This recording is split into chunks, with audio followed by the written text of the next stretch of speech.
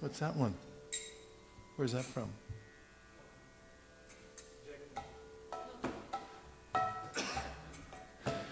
Jaya Radha Madhava Kunja Vihari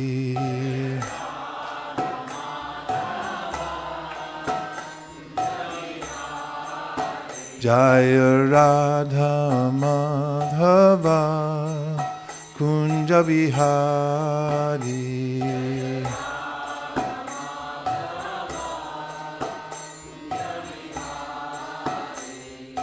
Gopi Jana Vallabha Girivaradhari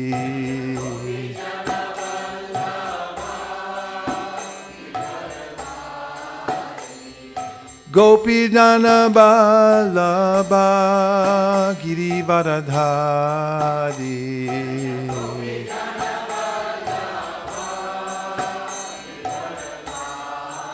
Yashoda Nandana Vraja Jana Ranjana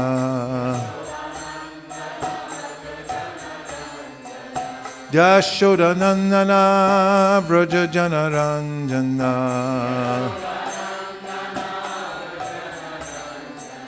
Yashoda Nandana Vraja Jana Ranjana Jamuna Tira Vanachari Jamuna Tira Vanachari Jaya Radha Madhava Kunja Vihari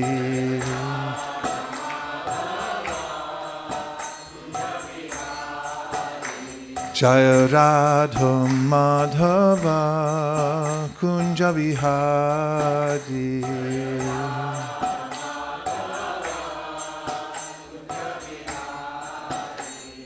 Gopi Jana Vallabha Girivaradhari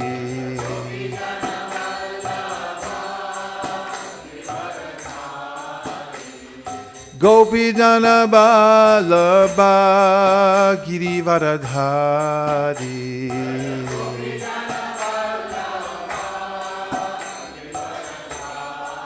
Yashoda Nandana Vraja Jana Ranjana Yashoda Nandana Vraja Jana Ranjana Yashoda Nandana Vraja Jana Ranjana Yashoda Nandana Vraja Jana Ranjana Jamuna Tira Vanachari Jamuna Tira Vanachari Jaya Radha Madhava Kunja Vihari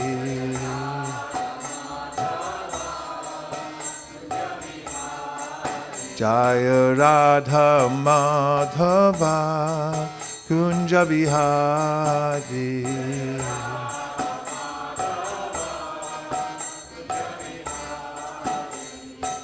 Hare Krishna, Krishna Krishna, Hare Hare, Hare Rama, Rama Rama, Hare Hare, Hare Krishna, Krishna Krishna, Hare Hare, Hare Rama, Rama Hare Hare, Hare Krishna, Krishna Krishna, Hare Hare, Hare Rama, Rama Rama Hare Hare Hare Krishna Krishna Krishna Hare Hare Hare Rama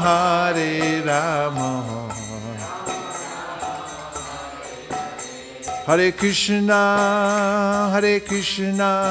Krishna Krishna Hare Hare Hare Rama Rama Rama Hare Hare Hare Krishna Krishna Krishna Hare Hare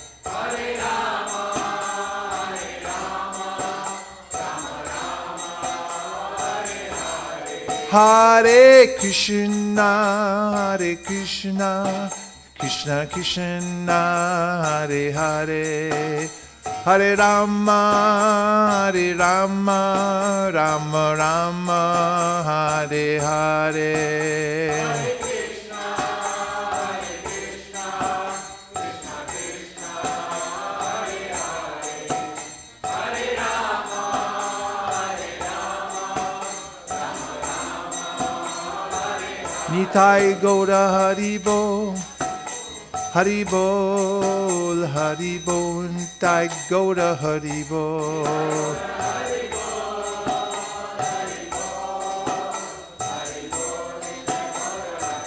Jaya Jaya Prabhupada, Prabhupada, Prabhupada, Jaya Jaya Prabhupada.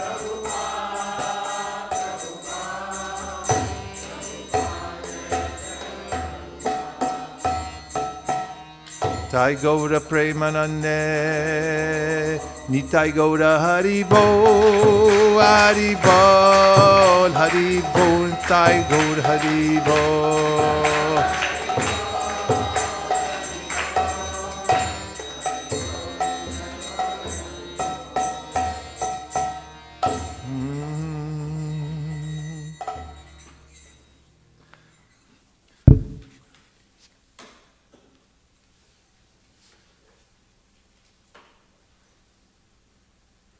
Om Namo Bhagavate Vasudevaya.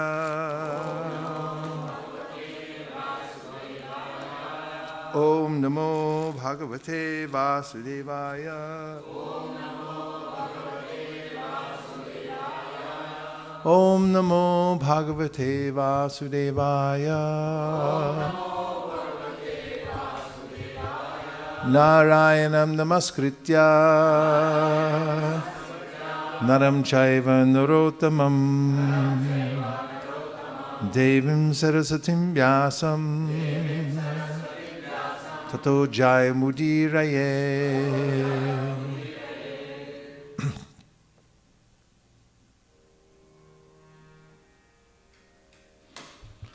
Special thanks to Avantika.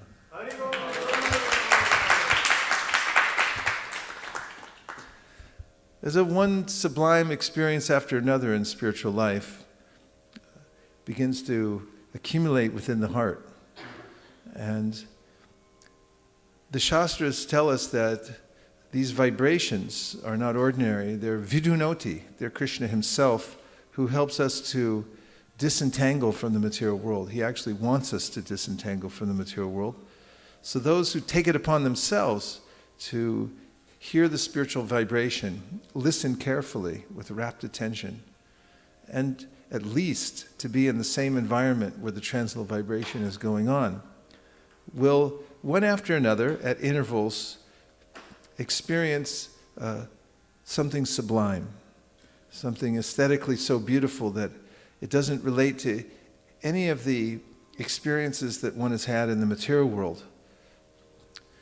And it is those particular experiences especially that help us to give up our long-cherished desire to enjoy the material world, because, as Krishna says in the Bhagavad Gita, Vishaya vinivartante niraharasa dehina rasavarjam rasopyasya prandishva navartate. That while we're living in the material world, even as we're trying to control our senses, the desire for sense enjoyment may remain, but upon experiencing a higher taste, one naturally gives up the lower taste. It's the science of the soul. Soul is forever looking for the sublime. And once he or she sees something better, he or she gives it up and takes on that higher vibration, signs on to it. So the process of sadhana bhakti entails being very patient and methodical in coming together with one's family, by oneself, in groups of devotees, to continuously hear the vibration of the Srimad Bhagavatam, the Hare Krishna Maha Mantra, the Bhagavad Gita, and so forth, and to expect Krishna's mercy while doing so, and to patiently wait for those experiences. They may not come regularly, they may come at intervals, and they may come as an accumulation. In other words, one may experience something unusual in spiritual life after long periods of hearing or over many years, and then begin to see in oneself the change is taking place. So it takes constant encouragement, and those who are on the path of bhakti should be regularly encouraged. That's why we have a society, an association, so that we can encourage each other. Because one word from mantra who says, "Oh, what a waste of time. Why don't you do something else?" As mantra influenced Kaikeyi, who loved Ramachandra, but then by hearing a few envious words was detracted and actually became inimical towards Ramachandra, temporarily anyway. So if we let in that material vibration, then we can be temporarily sidetracked. So those who are serious about spiritual life, keep a tight orbit around the devotees who are constantly hearing and chanting. They organize their space at home, at their office, in their car, so they can keep the vibration going constantly. Also, we don't know how much time we have. It's a tenuous world we live in. As the great poet Jayadev said, Kamala Dala Jala Jivana Talamala, that we're resting like a little drop of water on a lotus leaf and we can slide off at any moment. In fact, in California, we may be sitting on a nice piece of real estate thinking, what a nice house, and so forth. And at any time, it can just be shaken to the ground. We don't know when, but it will be sometime. The geologists who live right here in Palo Alto at I forget what they're called. It's the head of the organization that studies earthquakes. And after billions of dollars of research, they can tell us that at any time, it's just like being a terrorism expert. I could do that. Yeah, it could happen any time now. And there's no telling where it'll come from. But that's the nature of this world. So we should be ready and be serious about staying in the vibration all the time. And Krishna is very merciful. So the best of all vibrations comes from the Srimad Bhagavatam, which is described as the fruit of the tree of Vedic literature. Not only that, it's been consumed and then digested by Shukadev Goswami. Shuka is like the parrot. The parrot makes the fruit on the tree even sweeter by putting his beak mark on it. And drava samyutam, it's actually already blended together like a smoothie. You can just drink it. And it's so intoxicating that when one takes it, then one falls down out of intoxication, faints, and then gets back up again, and then you can drink some more and fall back down. That's what everyone wants anyway, some kind of... But the material intoxication, it leaves you broke and broke, as they say, broke, busted, and disgusted. So this spiritual vibration, however, although it intoxicates one, at the same time it elevates us above the modes of material nature. Those who hear it regularly become exalted souls, celebrated throughout the three worlds, no matter what background one comes from. So Krishna makes himself available. Krishna is a person. It's another point. We're looking for that supreme person. People, souls, naturally gravitate towards attraction towards other people. Especially we want some leader who has sublime qualities. In Kali Yuga we get very much, although we're very much disappointed by the quality of the leaders we get, at the same time we keep trying. People are clamoring for leadership. And even they get a leader that may be, a little more than substandard. Still, they want to airbrush in as much as possible to make the leader look okay, because it's our nature. We want to find a perfect leader. But Krishna is that perfect leader for us. Nityo nityanam chaitanas chaitananam eko bahunam yo vidadhati kaman. He's the one who can actually maintain everybody. When he says, Sarvadharmahan parityaja mamekam sharanam vraja. Aham tvang sarvapapibhyo mokshayishami masuchaha. What a benediction he's given to the world. Jiva Goswami says that the devotees of the Lord, they live by these words. This is what sustains them from moment to moment. That Krishna has spoken these words, and therefore, as they accumulate knowledge, this Sambandha Gyan, day after day, of who Krishna actually is, and the conviction rises in them like just as the sun rises, and becomes more and more apparent that actually he is the Supreme Personality of Godhead. Their life becomes fully joyful because they understand he's given this benediction that if I just surrender to him, he'll protect me. And don't worry about anything. Otherwise, if I don't have that, then I worry about everything. Everything becomes a worry. Even if you make an advance in this material world, it becomes worrisome. Sometimes people have a windfall. They get a lot of money all of a sudden. For 2 seconds, they feel elated. And then after that, they think, well, how am I going to hide this? Because the government wants 80% of it, or whatever it is. It becomes a source of anxiety because it's not our nature to handle the material energy or even to relate to it. In fact, we were reading in the 11th canto of Srimad Bhagavatam that the idea that one becomes liberated from the material energy or that one's bound by it are actually misnomers, because we never ever actually have anything to do with the material world. It's a bad dream, really. And because of my identification with the dream, I suffer over and over again.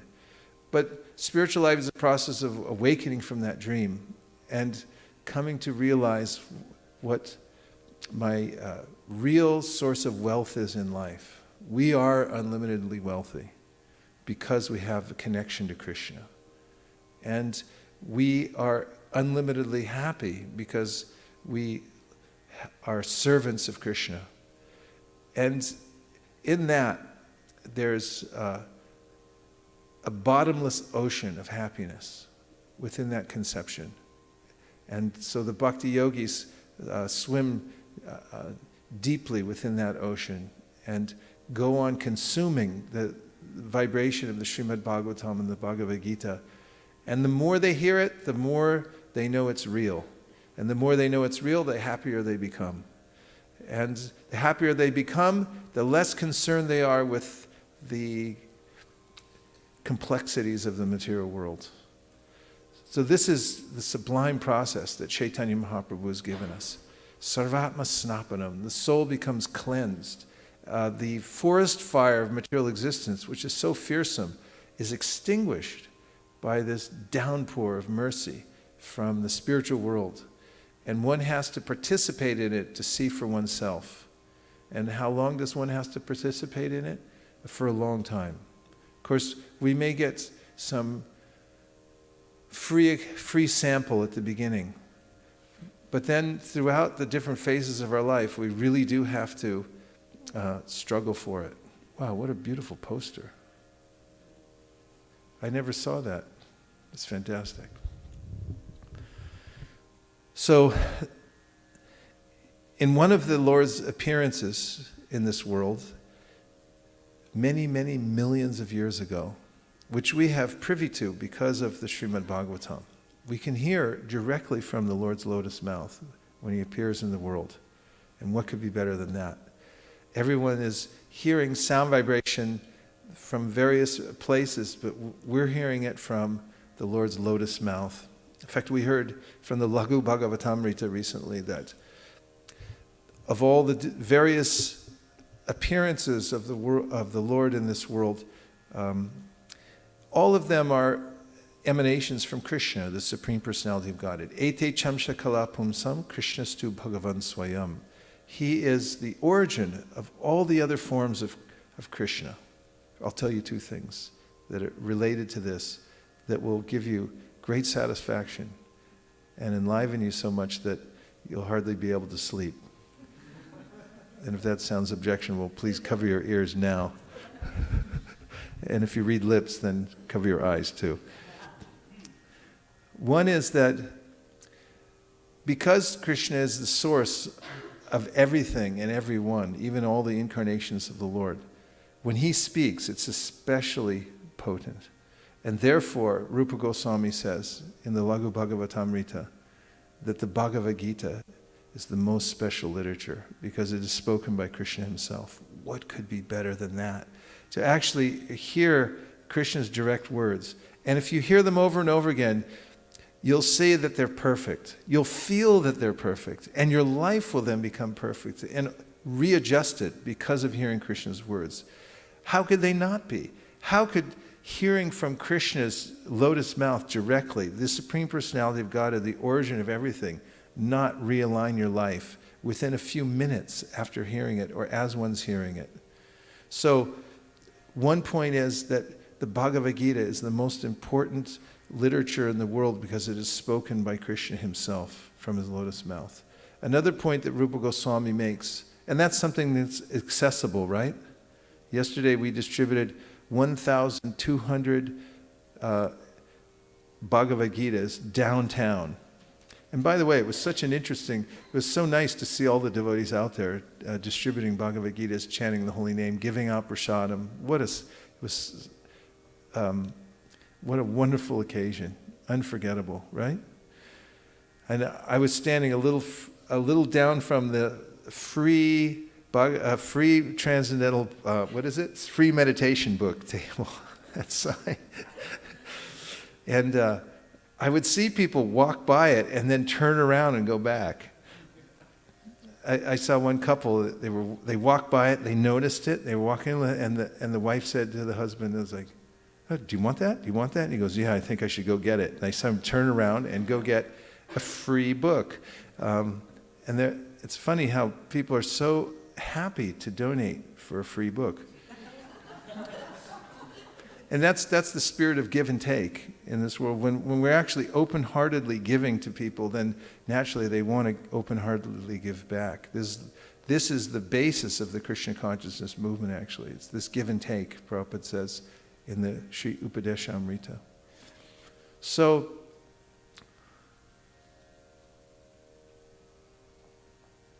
Rupa Goswami says in the Upadeshamrita, in the Laghu Bhagavatamrita, that there are various direct appearances of the Lord in this world. For instance, he comes himself. Krishna comes, and he shows his pastimes in this world. I mean, everyone wants to have some rasa, some taste, and you really get that from Krishna's appearance in this world. There have been many movies made, probably still being made, in Bollywood and Hollywood and any other wood around the world, where there's a young man who comes to town, doesn't care for the law, and just walks through the city and takes whatever he wants. And fights off anybody who comes near him. I mean, there's so many movies like that. There's westerns. You like westerns?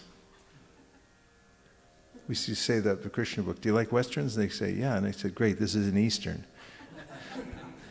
And then there's, modern stories of people like that, swashbucklers who come into town and they just take what they want and they're beyond the law. But you get that when Krishna comes to Mathura. When he leaves Vrindavan and comes into Mathura with his friends, he says, hey, washerman, give me some of that cloth.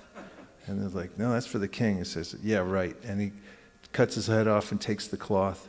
And then he goes down the street and just everyone does him favors, and the people who don't do him favors, he just roughs them up and walks off. Of course, whoever Krishna roughs up also gets great benefit. They go back to Godhead just by seeing him before they die, being killed directly by the Supreme Lord. And then Krishna runs off into the forest at night and has romantic pastimes and so forth. I mean, practically every Bollywood film in the world has some romantic undertone, right? I don't know much about it, but I've seen a few. So, I mean, the plot always thickens. Otherwise, people wouldn't be interested. That's what piques people's interest. Right? It originally comes from Krishna, his romantic pastimes and so forth. So when Krishna comes to the world, he gives us an opportunity to fix our minds on him. He says in the Bhagavad Gita, Manmana bhava madbhakto, just think of me. And how to think of him? Hear of his pastimes and remember him as the one who comes into Mathura, takes whatever he wants, who goes into the forest and plays with his girlfriends there in the forest and so forth. And at the same time, reading Bhagavad Gita and understanding his transcendent position, how these are his energies he's playing with, and that he's the source of everything. So Krishna comes to the world himself. He comes as his vyuhas, his various expansions. He comes in the form of Shastra and so forth. Rupa Goswami names various ways in which he comes to the world. But he says then that all of these expansions of Krishna then enter into the deity. So when you install the deity of Radha Krishna, the Archa Vigraha form of the Lord, Krishna himself enters in. All the vyuhas enter in. All the manifestations of Krishna who come to this world to give us benediction actually enter within the body of the deity. So when you come here to ISKCON of Silicon Valley and you see Shri Shri Radha Madan Mohan, you're seeing everything. You're seeing Krishna himself. And in the process of sadhana bhakti, we're developing the ability to appreciate that Krishna has personally appeared here and all his potencies are there. So these are two things from the Laghu Bhagavatamrita. Did it help? Okay. Now, one of the ways that Krishna comes in the world, as I was saying, is as a transcendental swan. Did you know he appears as a swan? One person knew. It's big news, isn't it? God appears as a swan. And he has a lot to say. And just by hearing what Krishna has to say in his form of the swan, Hamsa Avatar, then we can get great benefit. So you want to hear it? Yes.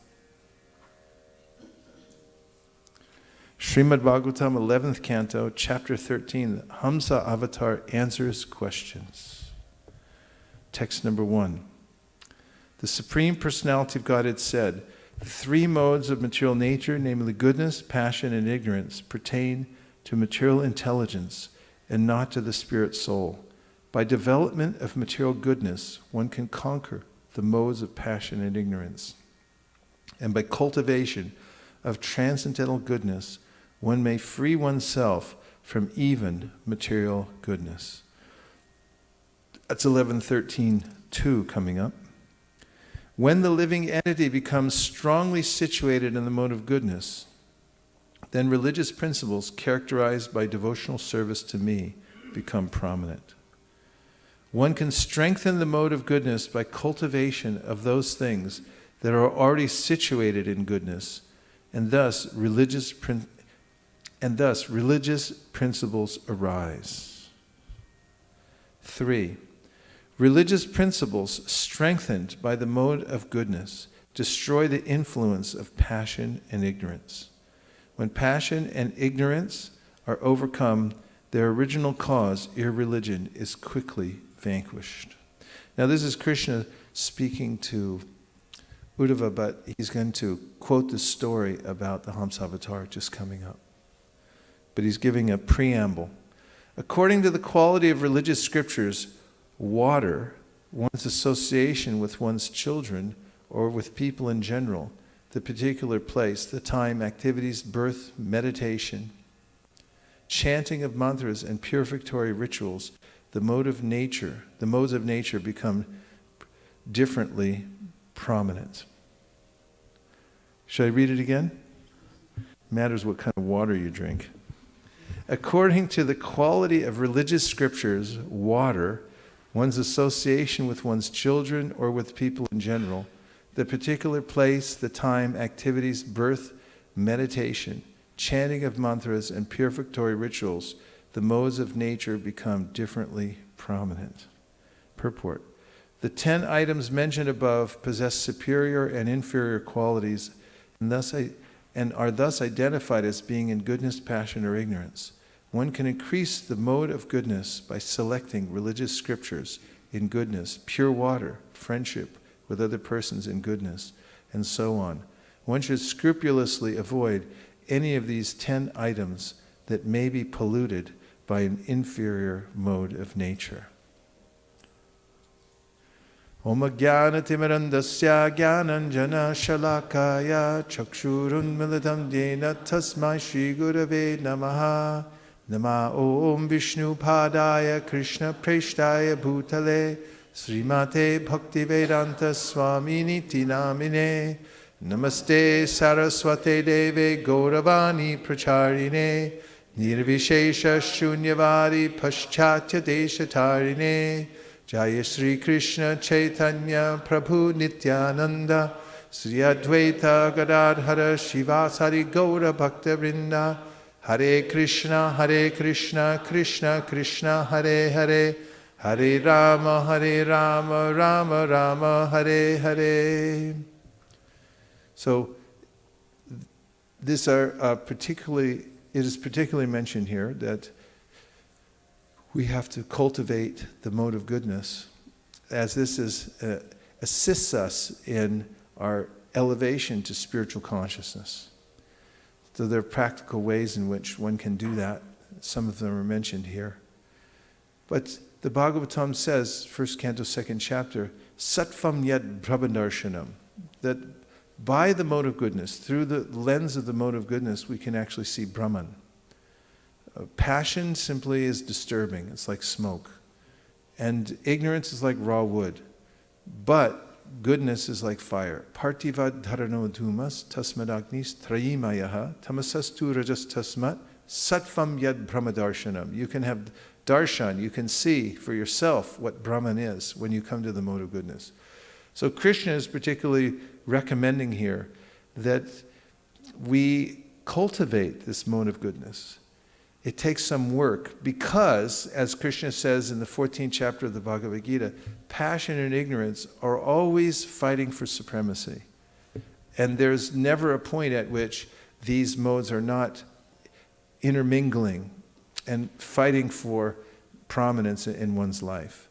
So we actually have to put a strong effort into keeping our environment, our mind, our senses, our body in the mode of goodness. For instance, devotees bathe regularly, and they keep their cloth clean. They keep their environment clean where they live. They eat clean food. They associate with people who are in the modes of goodness, and so forth. And by this, one can be in that fire-like state that gives an opportunity to stay connected to the spiritual process. Text 5. Among the 10 items I have mentioned, the great sages who understand Vedic knowledge have praised and recommended those that are in the mode of goodness, criticized and rejected those in the mode of ignorance, and shown indifference to those in the mode of passion. 6. Until one revives one's direct knowledge of the spirit soul and drives away the illusory identification with the material body and mind caused by the three modes of nature, one must cultivate those things in the mode of goodness. By increasing the mode of goodness, one automatically can understand and practice religious principles. And by such practice, transcendental knowledge is awakened. Purport. One who desires to cultivate the mode of goodness must consider the following points. One should study religious scriptures that teach detachment from mental speculation and material sense gratification, not scriptures that provide rituals and mantras to increase material ignorance.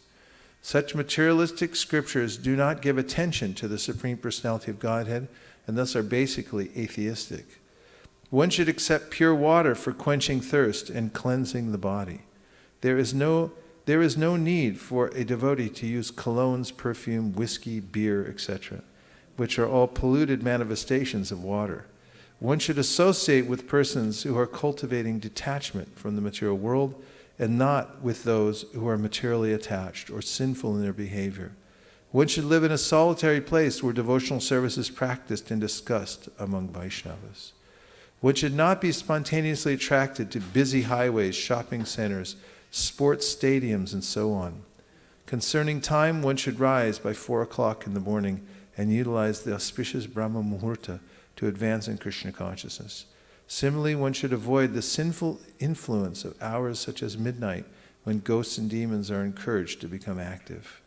Concerning work, one should execute one's prescribed duties, follow the regulative principles of spiritual life, and utilize all of one's energy for pious purposes. Time should not be wasted in frivolous or materialistic activities, of which there are now literally millions in modern society. One can cultivate birth in the mode of goodness by accepting the second birth of initiation from a bona fide spiritual master and learning to chant the Hare Krishna mantra. One should not accept initiation or so-called spiritual birth in unauthorized mystical or religious cults in the modes of passion and ignorance. One should meditate upon the Supreme Personality of Godhead as the enjoyer of all sacrifices, and similarly, one should meditate on the lives of great devotees and saintly persons. One should not meditate on lusty women and envious men. Concerning mantras, one should follow the example of Sri Chaitanya Mahaprabhu by chanting the Hare Krishna mantra and not other songs, verses, poetry, or mantras that glorify the kingdom of illusion. Purificatory rituals should be performed to purify the spirit soul and not to bring down material blessings on one's material household. One who increases the mode of goodness will certainly become fixed in religious principles, and automatically knowledge will arise. As knowledge arises, one is able to understand the eternal spirit soul and the supreme soul, Lord Krishna. Thus the soul becomes free from the artificial imposition of the gross and subtle material bodies caused by the modes of material nature. Spiritual knowledge burns to ashes the material designations that cover the living entity, and one's real eternal life begins. Now, how is everybody? As right as rain. So let's take a few reflections so far before we move on to hear from Hamsa. We haven't even heard from Hamsa yet, but we will. Hamsa Avatar. Dhiraj. Thank you, Maharaj. Your reading from scriptures, especially Srimad Bhagavatam.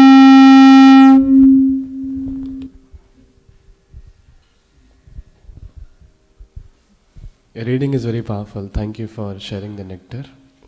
In the beginning, you mentioned sublime experiences in spiritual life, sadhana bhakti, can come over different intervals or periods of time. So that was very touching to me. I was able to connect. And you also mentioned that Krishna wants us to be disentangled from the material world, and he also gives a wonderful benediction that he'll take care of those who are surrendered.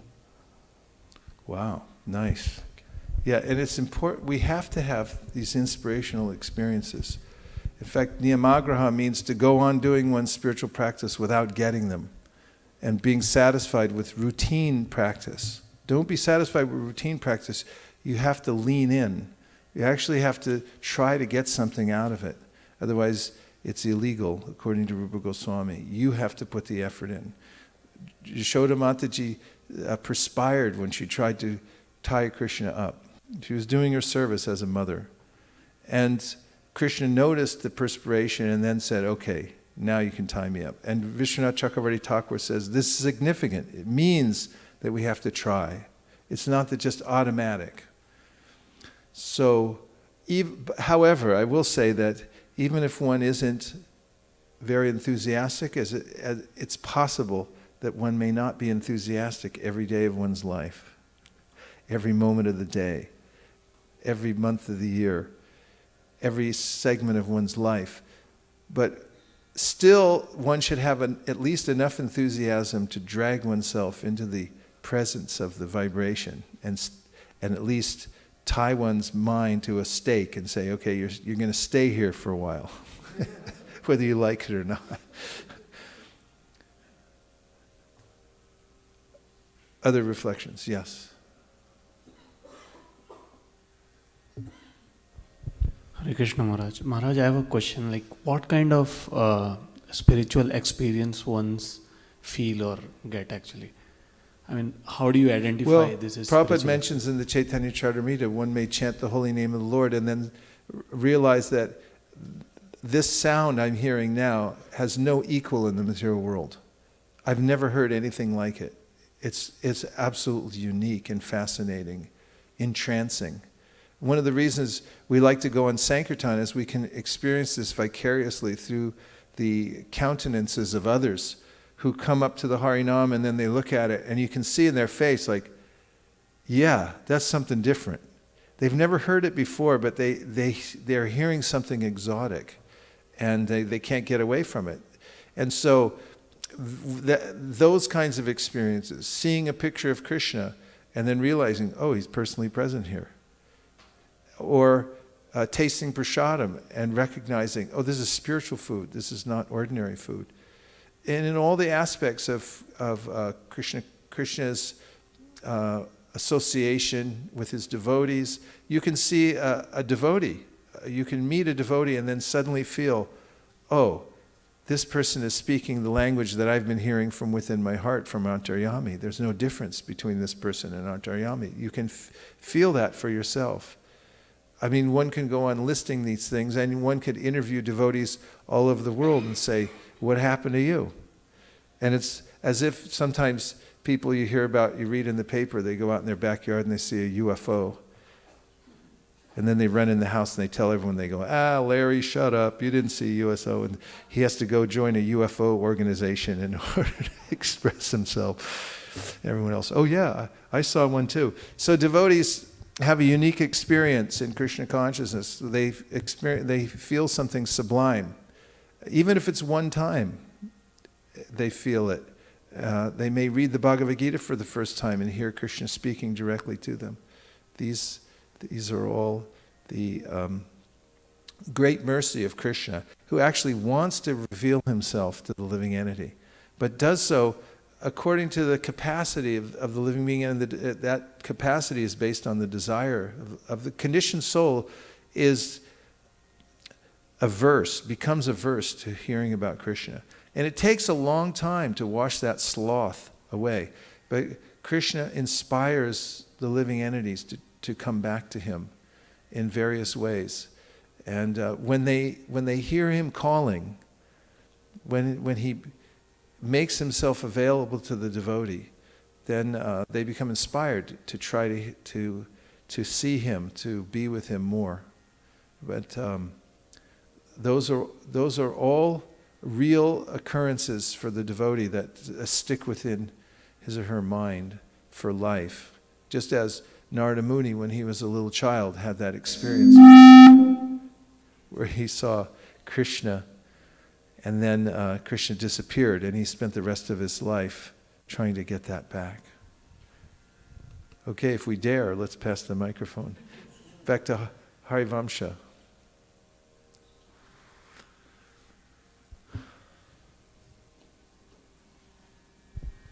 Thank you, Maharaj. I really am liking the discussion about the spiritual experience, and I was reminded of an anecdote in connection where once, I don't know which place, but Srila Prabhupada was chanting, and in the midst he stopped, and there were torrents of, like literally torrents of rains of tears from his eyes. And then I think it so happened that somebody they didn't know what to do, so they chanted Hare Krishna mantra, and then they later asked Prabhupada that what should we do when such things happen. So Prabhupada, it is so emblematic of experience in bhakti. Prabhupada just said that doesn't happen very often, and he never discussed about that. So why I was thinking about this, because several times Srila Prabhupada has also mentioned, and you have, and many have mentioned, that bhakti is not about magical experiences. It's not we are looking for something out of the world, mystic experience, somebody produces something or like that, but it's just that you feel inspired to love Krishna more, and you see Krishna's hand in your life, and that appears in so many ways, through touch of a devotee or through seva or something like that. So I thought that. Yeah, and what you said reminded me that these are directly experienced by the devotee, and they're not to be publicly exposed. In fact, the Brihad Bhagavatamrita says that a devotee who has such an experience doesn't reveal it even to his own mind. Because the mind is a part of the material world, actually. It's part of the lower self. And if you reveal to the mind will wreck it for you. So there's a higher realm in which we're cultivating spiritual life internally, and when these things come, it's not to be broadcast, put it on Facebook, hey, I had a dream, and just like these kinds of things are abhorrent to advanced devotees. In fact, they don't even want their own names mentioned in scriptures and so forth, many devotees, unless it's for the effect of preaching. So these things are meant to be taken in and protected, put in a protective safe within one's mind and heart, and visited under with special guards and everything like that, not just to be bandied about. Yes.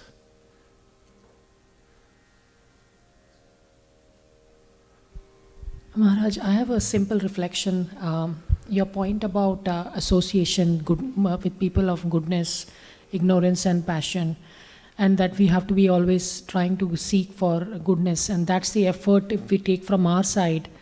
I could personally feel that in my own life, when I try that, Krishna makes sure that I don't get associated with people with mode of passion or ignorance. Even though if I want, sometimes Krishna makes sure that I do not get it. So it was very good. I could connect that in my life. Nice.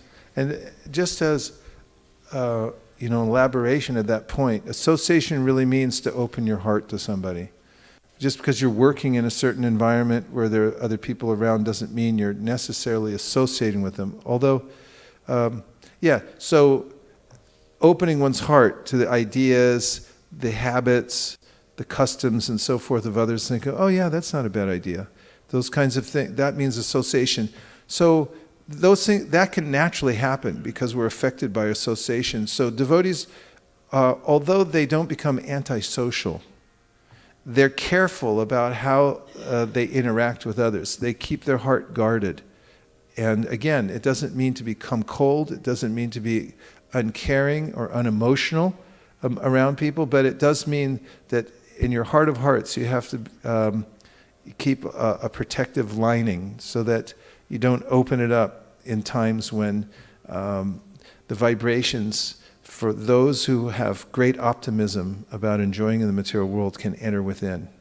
Or even those who have a little optimism. We don't have any optimism at all. Yeah. Okay, 1, 2, 1, 2, 3, 1, 2, 3. Okay, 1, 2. Go ahead. Tie goes to the runner. So Maharaj, along the same lines, I was saying that I like the broke, busted and disgusted. Broke, busted, and disgusted. Actually, it's a phrase that people used to say when we'd ask them for donation, especially in St. Louis and Missouri in the South. We'd say to people, you know, yeah, so just give a little donations. Man, I'm broke, busted, and disgusted.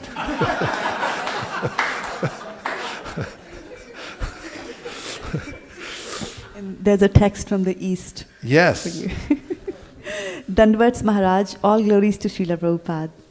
I like the comparison you drew between the swashbuckler in the westerns to Krishna walking into Mathura. Yeah, because I was thinking about this. And when I was a kid, I went to a movie. My parents took me to a controversial movie because they were very liberal. It was called West Side Story. Back then, that was, maybe some of you have heard of it, it's a musical. And in it, there's these two gangs in New York who are up against each other. And it's a romance and somebody gets killed and stuff. But there's this thing, you know, the gangs go around like this. And, you know, and I saw that and I was so taken by that movie. I started identifying with, there was the sharks and the jets. So I started identifying myself as a jet. And I was going around at school like this. And the teacher saw me and they called my parents. They said, "You took him to that movie?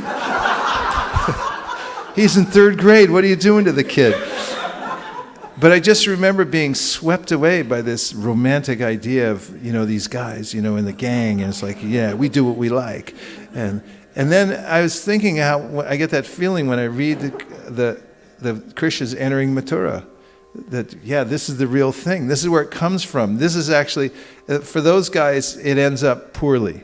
For those gang people. And they grow up and then, you know, they get a stodgy job somewhere and they're boring after a while. But Krishna, he's eternally fresh like that. He has that mood and he can actually carry it off because he's the supreme controller. So if one can actually enter into these pastimes of Krishna, enter in means to hear them over and over again until one actually begins to relish them. That's what it means to enter in. And by that, we actually transfer ourselves from the material emotions of this world that we're all seeking that fulfillment, and it actually gets fulfilled through the Bhagavatam. That's perfection. That means we're actually making advancement in spiritual life. That was from Vaikuntha Nayak Prabhu. Vaikuntha Nayak, no wonder. Figures. Really from the East. I was thinking East Coast, but... Okay. Yes, who's next? Go ahead. Maharaj, I just wanted to share yesterday that when you experience from others, when you watch them, in one of our free distribution booth, we were trying to distribute the books, and there was one person from, I think he was from Mexico, just my guess. He was not doing anything, he was just waiting, standing there and was watching. So I approached him, I said, this book, he said, no, And I kept on telling him, this is good and all that. He said, oh, I am only listening to your music. I like this thing. Then I told him, if you read this book, we read this book, so that's why we sing this music. He said, okay, then give it to me. So I was really, because my first impression to looking at him, he is not interested, he may be doing something else, but he was really listening the music, the Krishna song. And then he was very appreciative after that, and he gave, donation as well. So just wanted to share when you experience. It's an important point too, because it shows that the devotees actually have to intervene a little bit in people's lives. Sometimes people say, I don't want to go on book distribution because I don't want to, I don't want to cross that line. I don't like interrupting people in their flow of life. What if they don't like me? What if they don't like the devotees and so forth? Well, think of the alternative, that you don't interrupt what they're doing in a gentle, respectful way, the way Radhakripa Prabhu did, to take him in the next step. He could have just left it at that. Oh, you just want to listen to music, go fine. But he wouldn't have a Bhagavad Gita right now. So this is actually the work of the devotees. This is why Lord Chaitanya says, please do this. In fact, he didn't say please. He just said, this is my order, do this. And therefore, if we do it, if we take that risk and we go out of our comfort zone to respectfully approach people and help them take that next step, it's most pleasing to Krishna. It's the most pleasing to Krishna. Yesterday when I was, when I speak to people, I say, you've heard of stress before? They say, yes. And they say, really, you don't look stressed. In fact, your eyes look spiritual. I said that to one lady. She stopped and I was talking to her and she had the book in her hand. I said, you don't look stressed. In fact, your eyes look spiritual. What's your secret? And as soon as I said that, she started crying. Tears started coming from her eyes. And we went on and explained the book. And then at the end, after she purchased the Bhagavad Gita, she said, you don't know what you just did. When you said that to me, that my eyes look spiritual, she said that most people don't see that. My whole life, I'm trying to be spiritual. I'm trying to be connected to God. And when you said that, it just made my whole life worth it. That I'm doing that. It was such an amazing thing because they say it to so many people, and not all. It doesn't always register externally what the words are. But with this woman, she expressed it in such a deep way that because I noticed that she was spiritual, it reminded me that people don't notice that anything's spiritual. That's the characteristic of the material world. Everyone goes through it not seeing Krishna in anything. And if we just take 1 second to notice another living entity and say, you look spiritual, it melts their heart, actually, because that's what they want. They really want that. They want to be connected to Krishna. And so it's so important, this taking the next step and helping people come closer to Krishna. Who is next? Yes. Hare Krishna Maharaj. Hare Krishna. Thank you very much for the wonderful class. I like the point what you mentioned, which Rupa Goswami mentions in Laghu Bhagavatamrita, the first point, that the Bhagavad Gita is the most potent literature because it's Krishna himself who has spoken it. So I had an experience yesterday. There was this couple with the kids who they had come, and so I tried to stop them, and they're very nice, they're very ripe souls, and they took a Bhagavad Gita, and then I showed them how a living entity passes from boyhood to youth to old age. So then they started asking, okay, is this reincarnation? And I was trying to explain, we're not this body, we're spirit, soul. So they were not very convinced. So then I thought, okay, I had to fall back on Krishna's words. I said, just like we put out an old dress and take on a new dress. And they said, oh, exactly, that's what it is. And then it ringed completely to them. So then I thought, okay, I took it for granted that was, I got a realization that Krishna's words are really potent, even though we may take it simple or something. Powerful realization. And this is yet another benefit of going out to present Krishna consciousness, to test the mantras. Just as in days of yore, the priest used to kill an animal and then bring it back to life with the mantra. So in this age, people are compared to walking dead. And not only that, they're animalistic because they've reverted only to sense gratification. So, dead animals.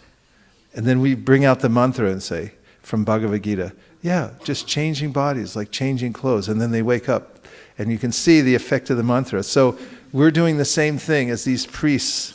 They go out and test the mantras and see how it brings people back to life. And when we do that, and they did it just to show the efficacy of the mantra. So we do it also, and we take the mantra, when we take it out, and we chant the Hare Krishna mantra, and we watch people come alive.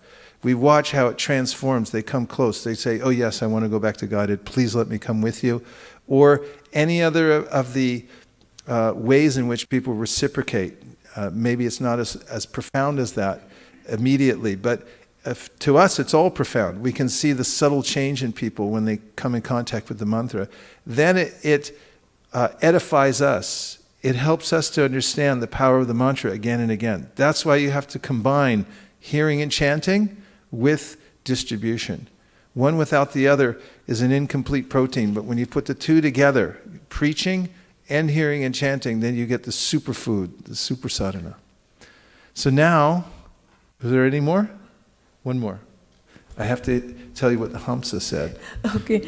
Oh, I was just remembering you said that, as devotees we all need encouragement, and then that's why we have the society. So in the last 2 days, preparing for the Harinam and actual execution, I just saw, every devotee, everyone did like their best service they could in whatever time they had, and I think it was like encouraging each other, and even I felt that, getting inspired by looking at each and every of them. So thank you.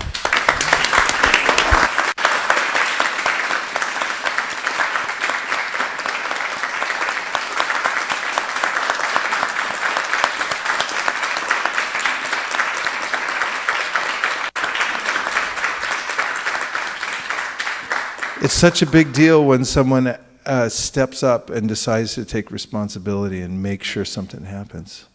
So Shambhalangi's done that, and it's made a difference not just here at ISV, but in North America and in the world and in the universe. One person decides to take responsibility that I'm going to take the weight on my shoulders to make sure it happens. That's the greatest kind of, that's a good position to put oneself in, that kind of stress, in order to attract Krishna's attention. Thank you very much. Hare Krishna. Text number 7. In a bamboo forest, the wind sometimes rubs the bamboo stalks together, and such friction generates a blazing fire that consumes the very source of its birth, the bamboo forest. Thus, the fire is automatically calmed by its own action. Similarly, by the competition and interaction of the material modes of nature, the subtle and gross material bodies are generated. If one uses his mind and body to cultivate knowledge, then such enlightenment destroys the influence of the modes of nature that generated one's body. Thus, like the fire, the body and mind are pacified by their own actions in destroying the source of their birth. Poetry doesn't get any better than this. This is Krishna speaking. Sri Uddhava said, "My dear Krishna, generally human beings know that material life brings great future unhappiness, and still they try to enjoy material life. My dear Lord, how can one in knowledge act just like a dog, an ass, or a goat?" The Supreme Personality of Godhead said, "My dear Uddhava, a person bereft of intelligence first falsely identifies himself with the material body and mind, and when such false knowledge arises within one's consciousness, material passion, the cause of great suffering, pervades the mind, which by nature is situated in goodness. Then the mind, contaminated by passion, becomes absorbed in making and changing many plans for material advancement. Thus, by constantly thinking of the modes of material nature, a foolish person is afflicted with unbearable material desires." 11. One who does not control the material senses comes under the control of material desires and is thus bewildered by the strong waves of the mode of passion. Such a person executes material activities, although clearly seeing that the result will be future unhappiness. 12. Although the intelligence of a learned person may be bewildered by the modes of passion and ignorance, he should again carefully bring the mind under control. By clearly seeing the contamination of the modes of nature, he does not become attached. A person should be attentive and grave and never lazy or morose. Mastering the yoga procedures of breathing and sitting properly, one should practice placing the mind in me at dawn, noon, and sunset, and thus gradually the mind should be completely absorbed in me. The actual yoga system as taught by my devotees, headed by Sanaka Kumara, is simply this: having withdrawn the mind from all other objects, one should directly and appropriately absorb it in me. Purport. The word yata, accordingly or properly, indicates that, like Uddhava, one should hear directly from Lord Krishna or his bona fide representative, and directly, ada, fix the mind in Lord Krishna. This is the solution to all problems. And Krishna says it in the Bhagavad Gita, manmana bhavamad bhakto, just think of me. One way or another, Rupa Goswami says, help people, help yourself, remember Krishna. Keep bringing your mind back to Krishna. And The easiest way to do that, Prabhupada says throughout his writings, is to say, Hare Krishna, Krishna Krishna, Hare Hare, Hare Rama, Rama Rama, Hare Hare. Full permission to think of Krishna 24 hours a day. Everyone has full permission. Don't be tricked by your mind to think, oh, I have to think of something else.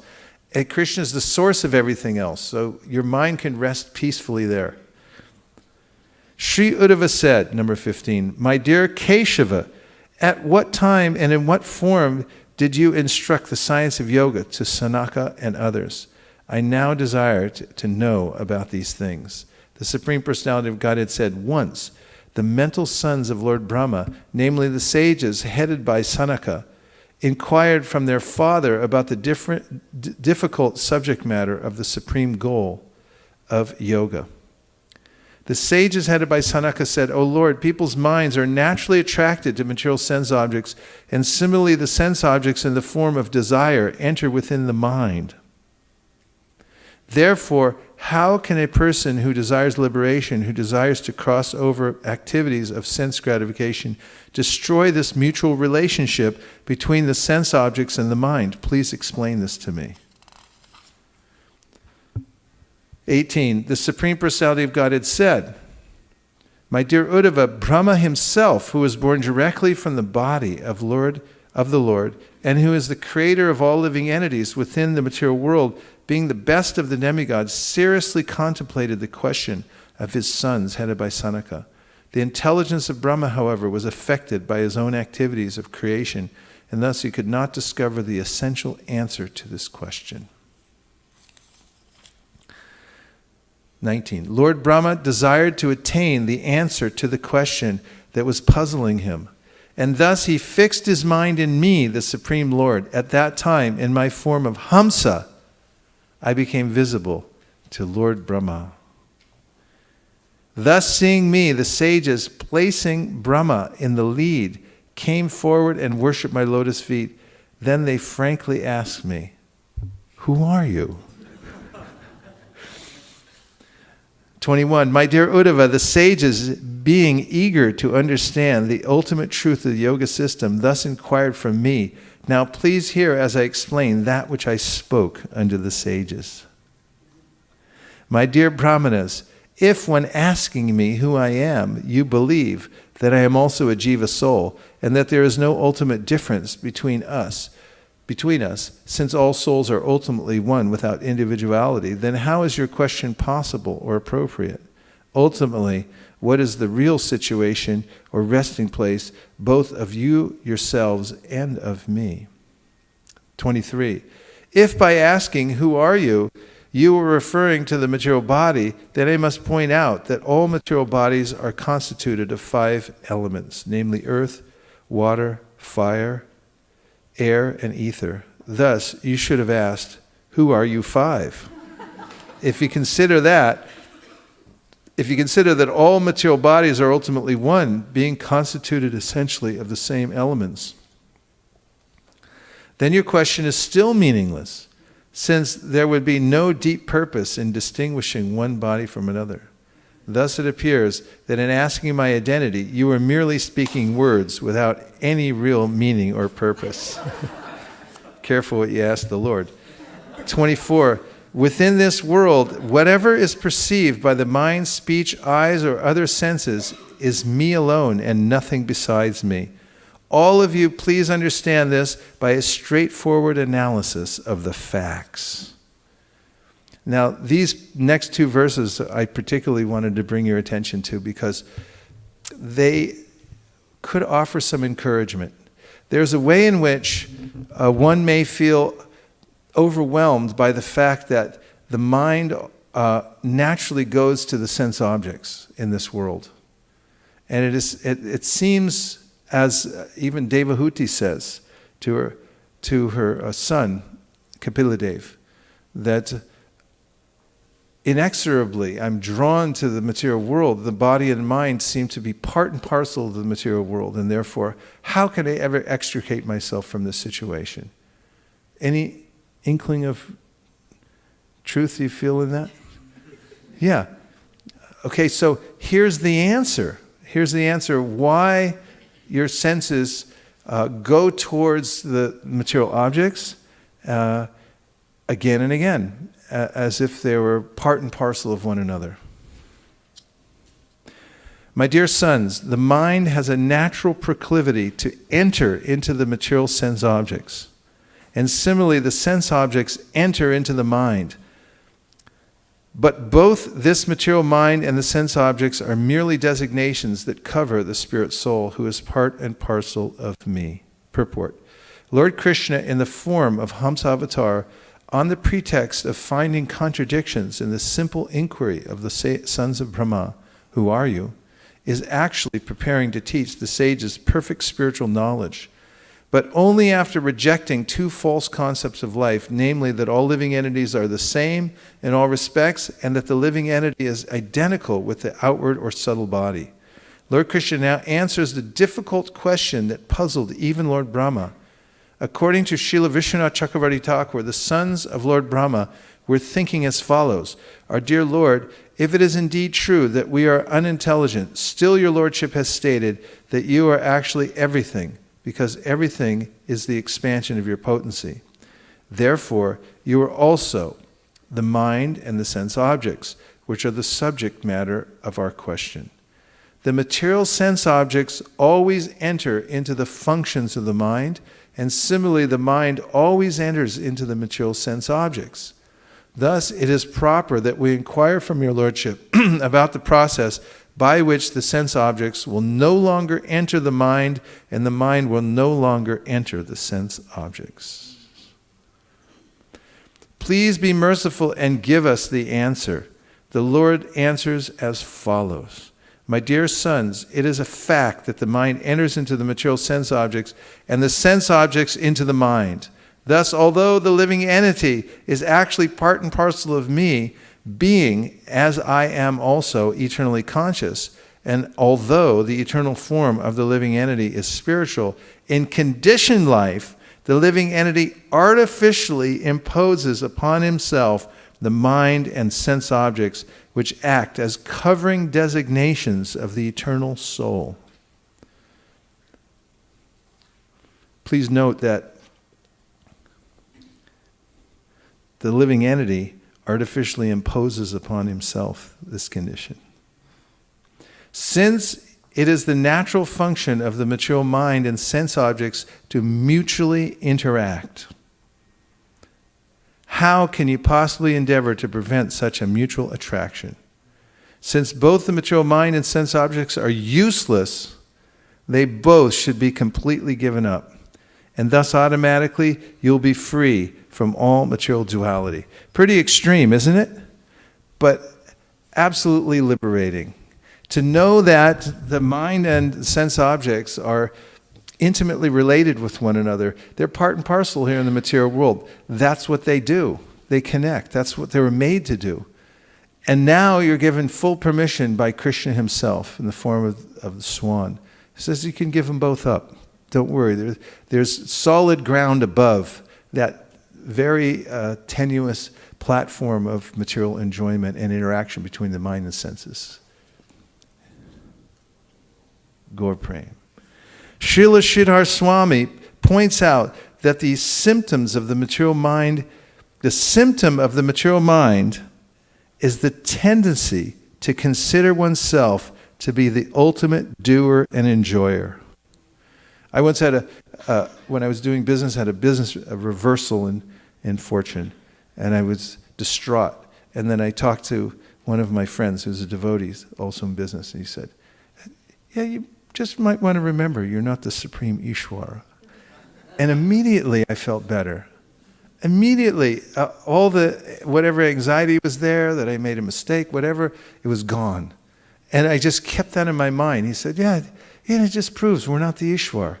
And this is such a simple switch to flip, but it actually turns on the real energy of the soul to remember that I'm not the Ishvara. I'm actually the servant of the Ishvara.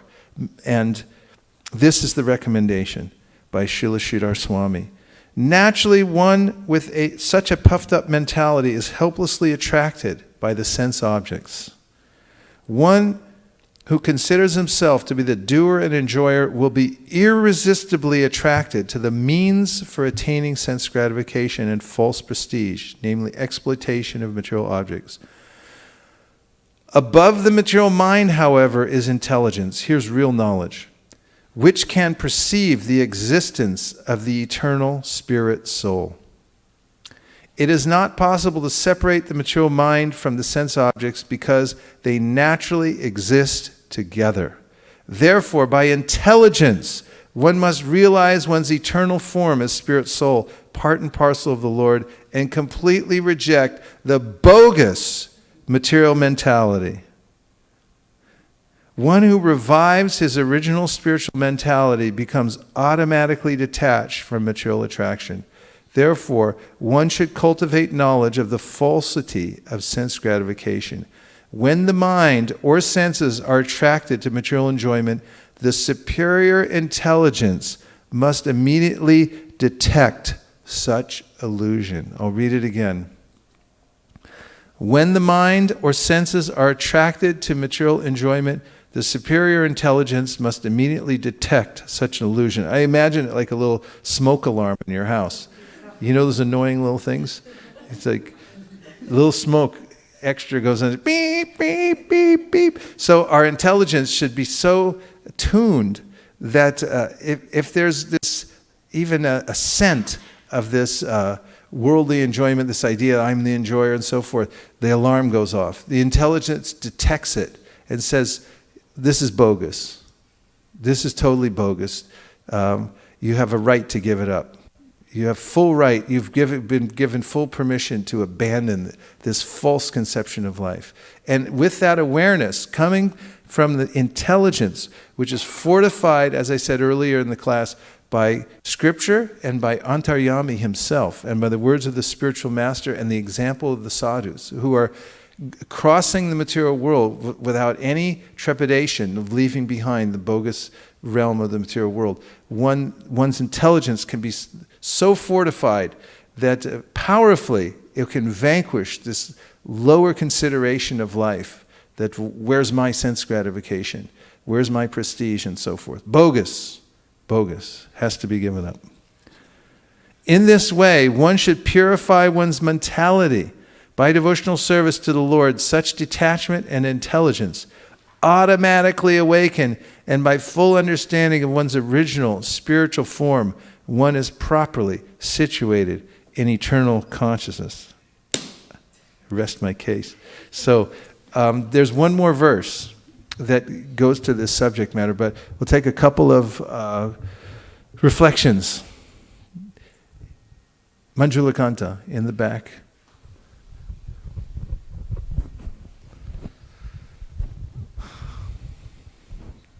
Hare Krishna, Guru Maharaj. Hare Krishna. Maharaj, I notice more often these days that my intelligence does exist. Because, like for example, I'm driving down and I'm heading somewhere to do something, and I cross a shop, and I can hear my mind telling me, you wanted to pick up that thing, and it's right here, if you do a detour, 3 minutes, and we can go pick that up. And somebody's not listening, because there's other somebody's driving that car straight to the temple or whatever service. So I can see my mind, I can see my intelligence, and then I notice somebody's watching these two. Who am I? The soul just seems to be watching most of the time. And there are these two people working things out, and I'm happy that the intelligence seems to be winning more these days. But sometimes I'm just wondering, who am I? There's so many voices, and then there's someone watching. And can you tell me, what is the soul doing there? Is it just experiencing? Yeah, it's a witness. In fact, we found a really tasty verse in the Laghu Bhagavatamrita.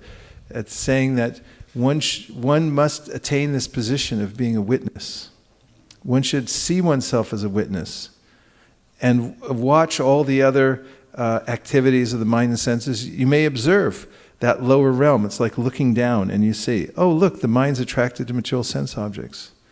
And in the Bhagavad Gita, the verse, Puryamanam achala pratishtam samudramapa pravishanti yadvat tadvat yam kam santi sarve sashantam apnoti nakama kami apuryamanam achala pratishtam samudramapa pravishanti yadvat Tadvat kamam pravishanti sarve sa shantamapnoti nakama kami. In this verse, in which Krishna says that although sense desires enter within the mind, and similarly, rivers enter within the ocean, but the ocean's not disturbed by them. So similarly, for self-realized soul, here she sees that these impulses are coming within the mind. You're driving along, you say, oh, there's that pair of shoes. And then you observe, oh, look, it just entered within that realm down there. But that's not me, I'm just witnessing.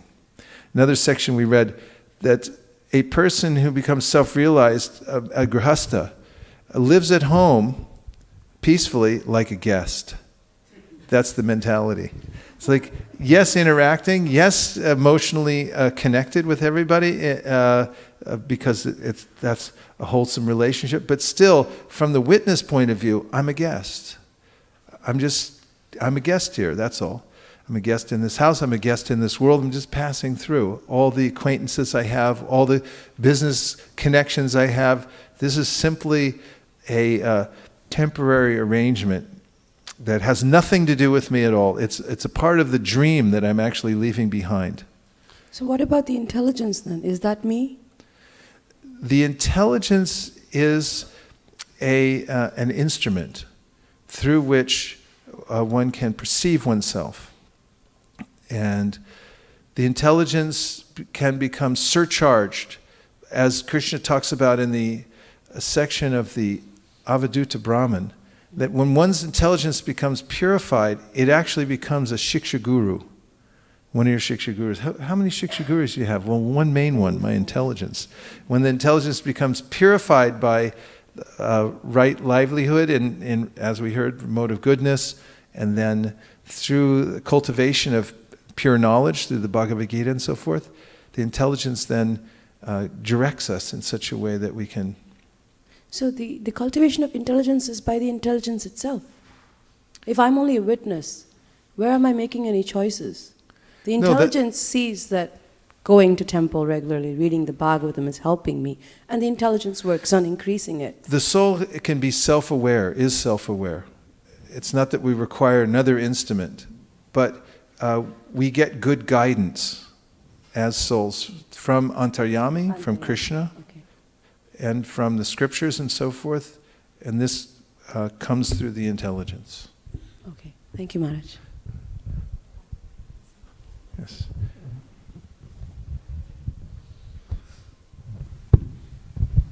Hare Krishna. This conversation and the topic that we are discussing reminded me, when we read the scriptures, that strengthens our intelligence to make the right choices, and even the mind starts to come a little bit, you start to see things in perspective. But when I remember I used to read the books, I was not chanting, I just got introduced to a book, the Bhagavad Gita, and I used to feel the warmth. I knew that this is pure by reading it, but I did not know how to implement it, how to, really live the Bhagavad Gita's teachings. So, and I'm just getting reminded of a point that the connect for me was the holy name. And like scriptures, they really sharpen our intelligence.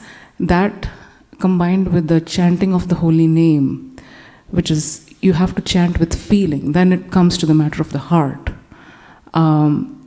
It takes you to the next level of Sambandha Gyan, which is your mind is, in control because of your intelligence, and your heart is connected with the super soul.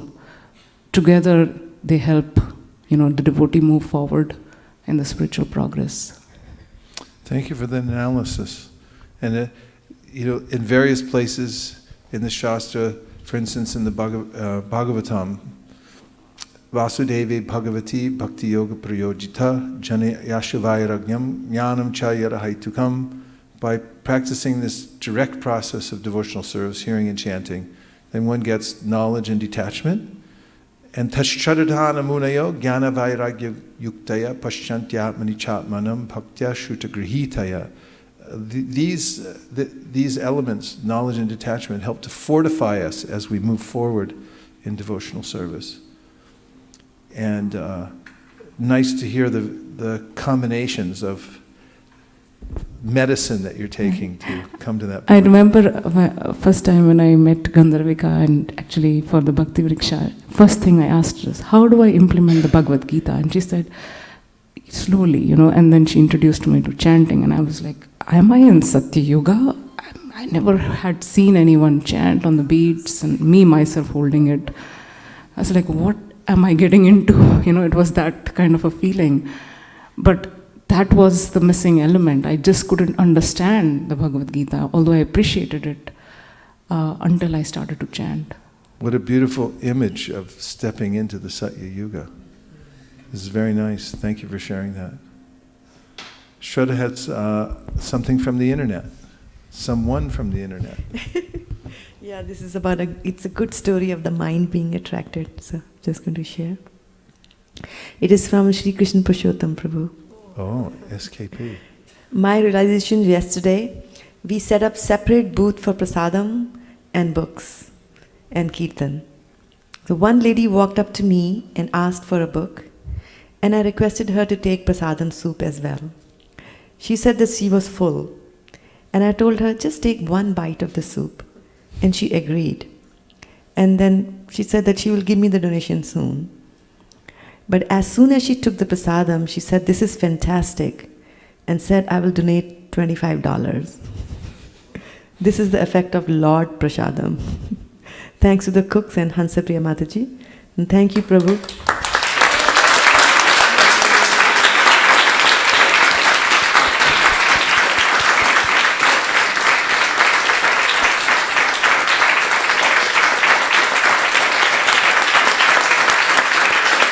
Sadhu, sadhu.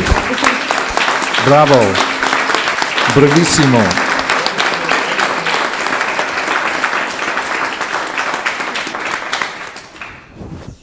Thank you, Prabhu, for your blessings from the Dham.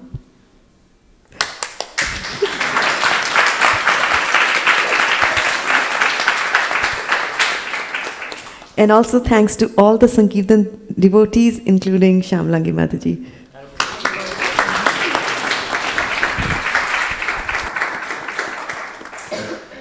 And thanks to SKP for his undying enthusiasm and leading the way.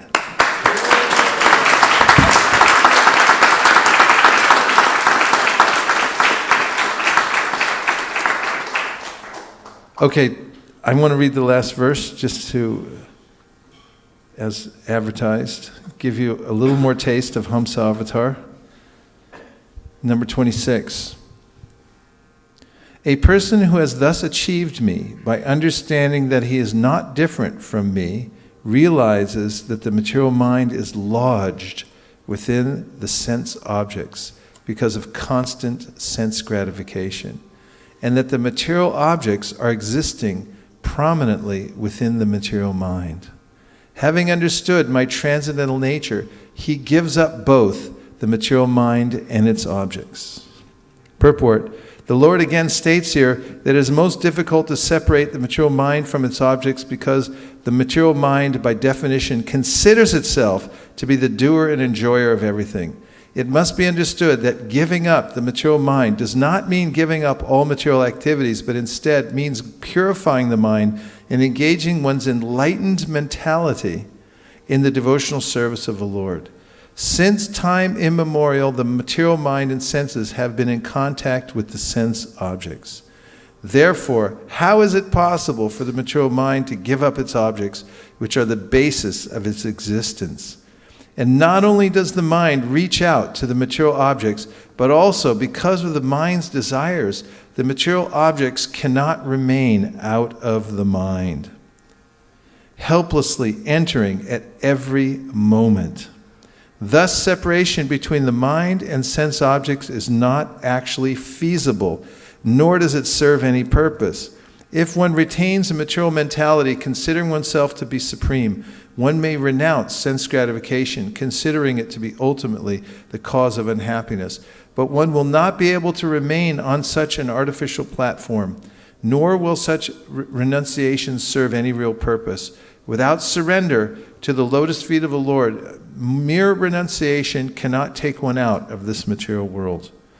Just as the sun rays are a part of the sun, the living entities are part of the Supreme Personality of Godhead. When the living entity is completely absorbed in his identity as part and parcel of the Personality of Godhead, he becomes actually wise and easily gives up the material mind and sense objects. The word madrupa in this verse indicates absorption of the mind in the form, qualities, pastimes, and associates of the Supreme Personality of Godhead. Immersed in such ecstatic meditation, one should render devotional service to the Lord, and this will automatically drive away the influence of sense gratification. By himself, the living entity does not have the potency to give up his false identification with the material mind and sense objects.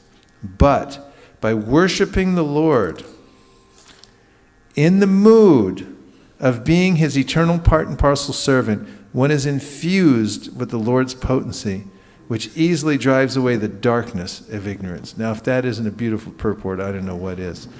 But it really gives us a formula for overcoming what seems to be an intractable situation. And it also gives an explanation of why that situation exists. Material mind and senses are eternally embedded. Mind and sense objects are embedded within one another. The senses and the sense objects are embedded with one another. And one must rise above them. And the simple way to do that, Jiv Krishna Das E Beshwas Koleto Odukunai. Come to the enlightened mentality that I am a servant of the servant of the servant of the Supreme Personality of Godhead.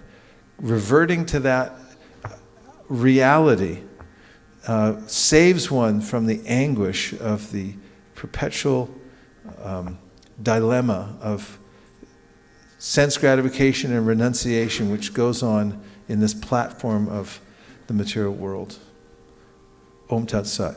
Go Premanande Haribo. We'd like to thank everyone who joined us on the internet today. Please let's say Hare Krishna. Hare Krishna. And to all of you here at ISV who have a taste for Lord Chaitanya's Sankirtan movement, thank you for moving heaven and earth to make sure that this Sankirtan movement goes on. You've been deputed by Lord Chaitanya Mahaprabhu and, in my opinion, sent here specifically to do this work. So please give your full heart and hearts and minds, senses to spreading the Sankirtan movement. All the other work that we do in the material world will be dashed within a second by an executive order from Modi saying that the money's no good anymore, by an inane election that takes place in so-called free world, or any number of natural disasters that can occur. These accomplishments, the advancement we make in the material world, is altogether 100% insignificant. It makes no difference whatsoever. But every step you take to come closer to the holy name, come closer to the Srimad Bhagavatam, and to help others do so by spreading the Sankirtan movement is eternal and recognized and reciprocated by the Supreme Personality of Godhead personally.